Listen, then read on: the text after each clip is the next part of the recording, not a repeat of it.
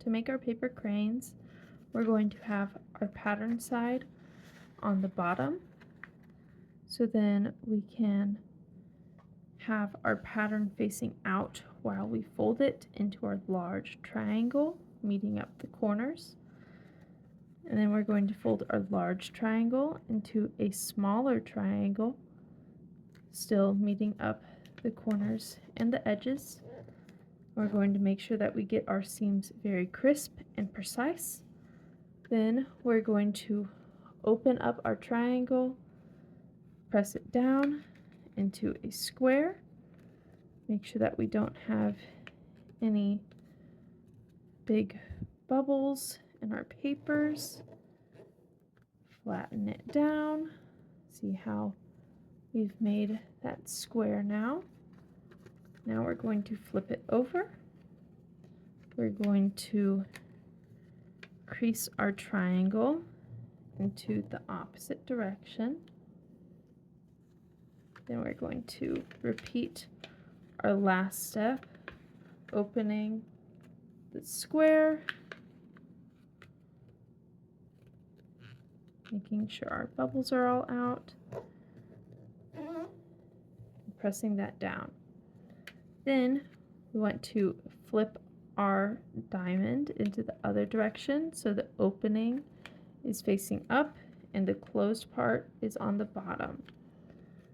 Then we're going to take our top side, the open side, and fold it down to the center line and crease it just like that.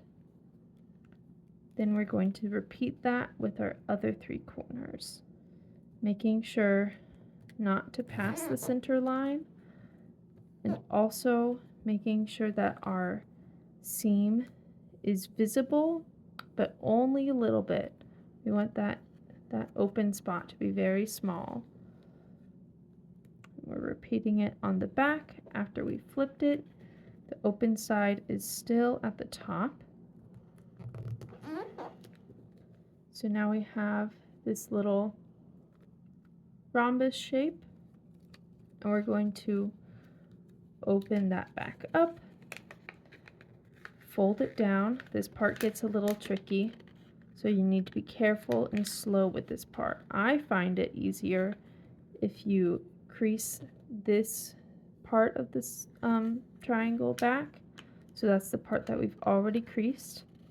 And then you slowly bring this back while pulling it gently and crease about halfway onto the back part of the triangle.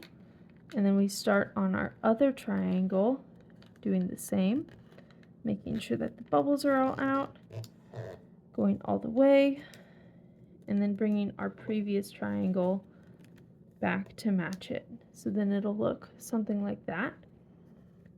We'll watch that happen again. Unfold your triangle into a diamond again. Bring your flap down. Crease your triangle, making sure that you're being gentle. Working back on the other side. Making sure that all of our lines are very crisp and precise. And then we're going to have these two little legs that will move independently. We're going to turn that on our side, at least that's what I find easiest. Then we're going to fold the side with the leg towards the leg to that center line, so it still opens right there. Then we're going to repeat it on the other side. Then we'll flip it and do it on the back. So continuing to bring it to that center line without passing the center line. Doing it on our other side. There's a lot of repetitiveness to origami, especially with this piece. Lots of different folds. So now we have this skinny diamond, and we're going to open on the front and back and bring them together. So it'll look like this, where the two little legs are very, very small. And there's a very long closed section. Now we're going to bring that closed section up to the top of our smaller legs. Increase that. And there's a kind of like seam right in here, that blue part.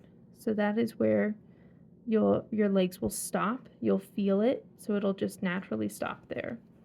Then you'll flip it over.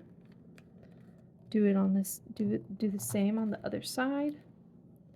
And then we're going to open it like we did last time. It'll look like this. Then you'll bring your two smaller inside legs, so these ones in here, and you'll bring them out to the edge of this triangle. And then we'll crease at the bottom and do it with the other side also, bringing it to that edge, creasing it at the bottom. Now we're almost done.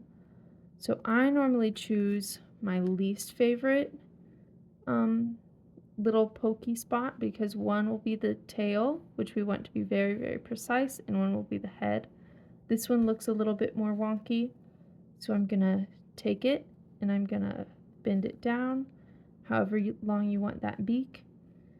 So I have it bent, and then I pinch right at the top where the neck meets the head. So right here is where you pinch it. And then we take our wings and we grab right at the base where this triangle meets with the wing. And we're going to gently pull our way out so it makes a balloon, just like that. So it'll be all inflated in there. And then we'll flip it over and we'll bring our base into an X shape. The wings will come up a little bit. You can help them a little bit too if they aren't popping. And then you have a crane that'll sit all on its own. So it has its little head, a wing, a tail, and another wing. And that's how you make an origami crane.